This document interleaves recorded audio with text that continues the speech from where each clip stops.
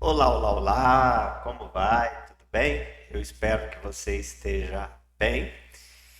E nós estamos aqui para analisar agora o segundo personagem da nossa cena de Atos, Atos 4, 32 a 35, a cena 9. Vamos direto para a nossa tela de exercício. Deixa eu voltar aqui a câmera para o lugarzinho dela, certo? Porque agora a gente pode deixar ela aqui no lugarzinho dela. Então tá, vamos então aqui colocar aqui os apóstolos, né? Os apóstolos, eles aparecem aqui do 33 para frente, né? No 32 eles não aparecem. Então a gente pode até apagar aqui o 32 e deixar o 33. Com grande poder, aqui estão eles. Vou fazer uma mudança aqui, deixar ele bem destacado. Davam testemunho da ressurreição do Senhor e em todos eles, inclusive nos apóstolos, havia abundante graça. Já vou fazer o mesmo aqui com todas as vezes que ele aparecer.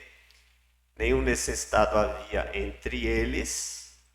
Entre eles quem? Entre todos eles, né? Porque os que possuíam terras e casas vendendo-as traziam os valores. E depositavam aos pés dos apóstolos, então se dividia a qualquer um à medida que havia necessidade, inclusive os próprios apóstolos, mas vamos deixar assim por enquanto. Davam testemunho, abundante graça, nenhum necessitado havia entre eles. Eu não preciso, né? Nenhum necessitado havia entre os apóstolos também, porque terra vendendo-as traziam os valores. Os que possuíam terras, inclusive os apóstolos, né? A gente tem que possuíam terras e casas, vendendo-as traziam os valores. Depositavam aos pés dos apóstolos, se distribuía à medida que. Tá, beleza. Então tá. Agora sim, vamos lá. Primeira verdade, os apóstolos com grande poder davam testemunho da ressurreição do Senhor Jesus e em todos eles havia abundante graça, inclusive nos apóstolos, tá? A gente não pode excluir a abundante graça dos apóstolos, não, porque dá-se a impressão que o texto está falando mais da igreja do que deles, mas eles estavam inseridos naquele contexto, eles não eram diferentes, né? Eles não eram indiferentes à igreja, eles não cuidavam da igreja e não participavam da graça da igreja, né? Eu e você aprendemos que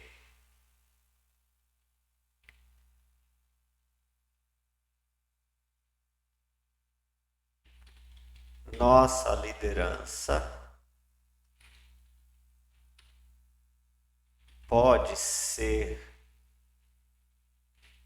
nossa liderança deve testemunhar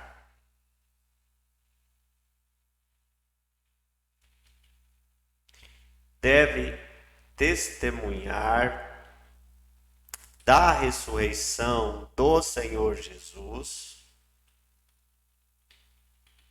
com grande poder. Com grande poder, os apóstolos davam testemunho da ressurreição do Senhor Jesus. Eu e você aprendemos que nossa liderança deve testemunhar da ressurreição, deve testemunhar da ressurreição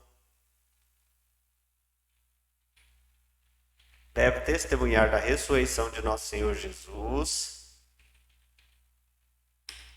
com grande poder.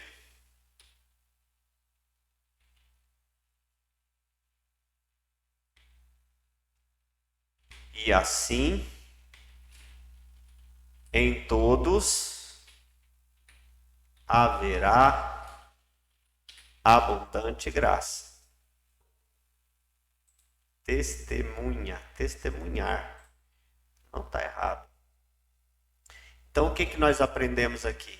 É que a nossa liderança deve testemunhar da ressurreição de nosso Senhor Jesus com grande poder, com grande ênfase, sendo instrumentos nas mãos de Deus, falando com propriedade, falando com prazer, porque eles realmente vivem isso, eles creem nisso, eles sentem isso. E outra coisa, falando da ressurreição do Senhor Jesus, porque eles têm em Jesus o seu Senhor, o Senhor das suas vidas. Eles se submeteram verdadeiramente ao senhorio de Cristo. Quando isso acontecer, haverá na igreja, haverá na liderança abundante graça. Então, terminamos a primeira verdade, vamos para a segunda verdade. Então, segunda verdade, consequentemente, segunda lição, verso 34 agora.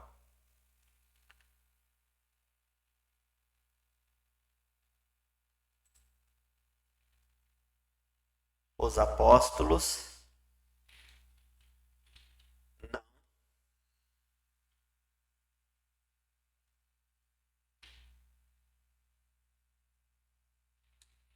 não tinham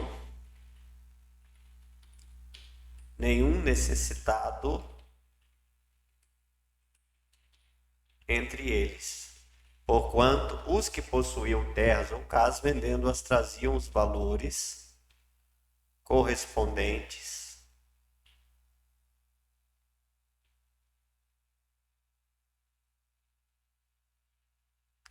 Eu vou ter que deixar. Eu vou ter que deixar o 35 e o 34 e o 35 juntos, igual a gente fez lá, porque é uma continuação lógica, né? Não tem nem como separar e 35. Então eu posso apagar isso aqui e só puxar aqui para cima. Pronto. E depois correspondentes, vendendo-as, depositavam aos. Os apóstolos não tinham nenhum necessitado entre eles, porquanto os que possuíam terras ou casas, vendendo-as, traziam os valores correspondentes e depositavam aos seus pés.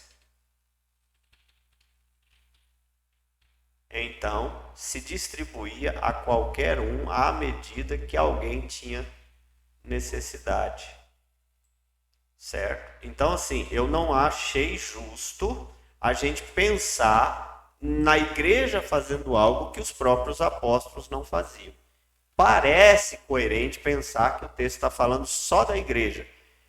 Mas aí eu diria o seguinte: a igreja é obrigada a fazer algo que os apóstolos já não fizeram? Não, então eu prefiro, como está no plural, nenhum necessitado havia entre eles, tudo está no plural, eu encaixei aqui também os apóstolos. Então, eu e você aprendemos que, deixa eu ver o que eu pus aqui em cima, porque eu vou usar a mesma coisa.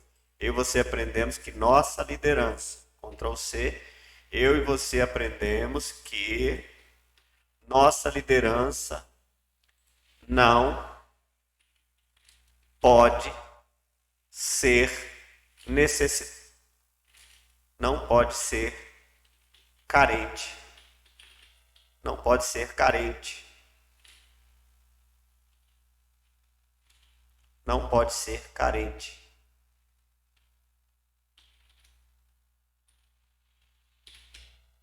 Porquanto os que possuem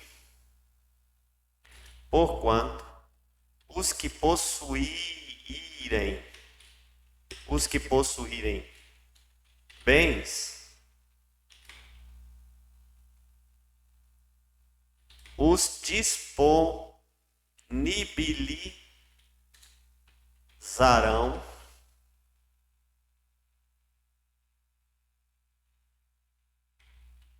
para que se distribua à medida em que alguém necessite.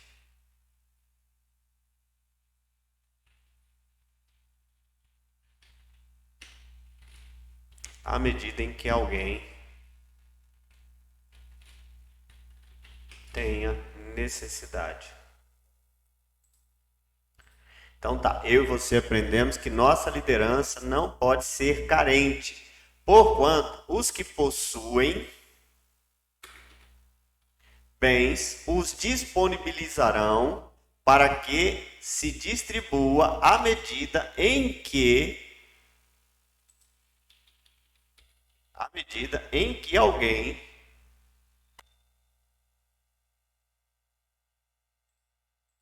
alguém tenha necessidade, em que algum tenha necessidade. Pronto, então os versos 34 e 35 também está ensinando que não pode haver carentes entre os líderes, né? Um pastor, um presbítero, ele não pode ser um miserável que anda mendigando, porque é função de todos cuidar deles também. Nessa igreja que quer ser diferente, quer fazer a diferença, é preciso haver um desprendimento gigantesco. Isso às vezes abala o meu coração, certo? Porque eu fico olhando para a igreja e eu não enxergo essa igreja. Isso me entristece porque a gente está muito longe da realidade do evangelho, né? Com muito pesar, com muita dor, com muita tristeza. Eu sonho desesperadamente em viver numa igreja que experimentou o que a igreja de Atos experimentou. Uma igreja cujos sinais a perseguem diariamente, milagres extraordinários acontecem periodicamente e não tão esporadicamente que ninguém nem crê mais. Mas essa igreja, a igreja de hoje, é egoísta demais para viver o que aquela igreja desprendida viveu. Então é triste. Mas vamos voltar aqui ao nosso exercício e vamos então para a nossa conclusão. Vamos formular o nosso tema, né? Como é que a gente faz a conclusão? Sempre copiando. Sempre copiando as lições.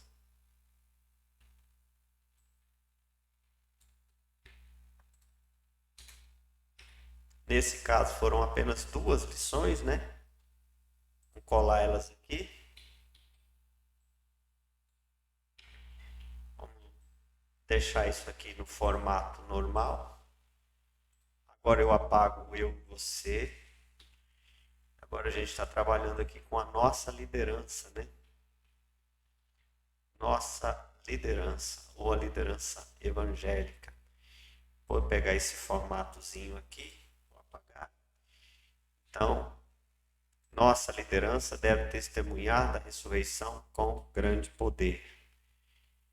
Nossa liderança não pode ser carente. Então, tem 2 lições aqui.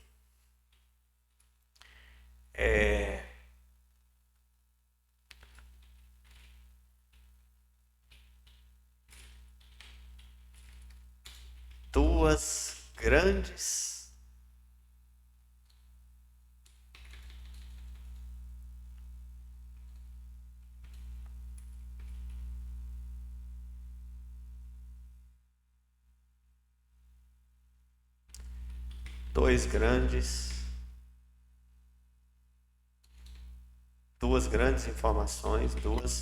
grandes informações sobre a liderança cristã, duas grandes informações sobre a liderança cristã. Ctrl C. Isso é meio natural, né? Você pergunta assim, mas como é que você chegou a essa conclusão? Eu olho para as 2 lições que a gente acabou de fazer e eu já imediatamente enxergo que é sobre isso que a gente pode falar. Você pode alterar isso, né? Você pode pensar um pouco diferente de mim, mas a gente vai caminhar sempre muito próximo, né? Beleza, então duas grandes informações sobre a liderança cristã. Primeira, essa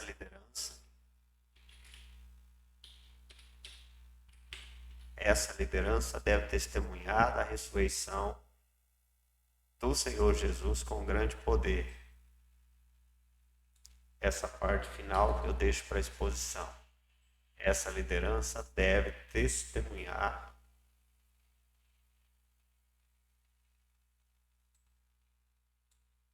posso deixar isso aqui também. Posso testemunhar da ressurreição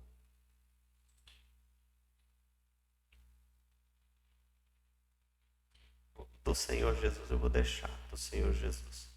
Segundo, essa liderança não pode ser carente.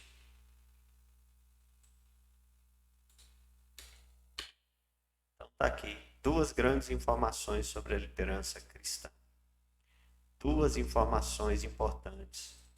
Duas informações importantes sobre a liderança cristã. Maravilha. Terminamos então a análise do segundo personagem. O que a gente vai fazer? Vamos fazer aquele 1 minuto? Vamos lá, deixa eu me concentrar aqui. Então tá.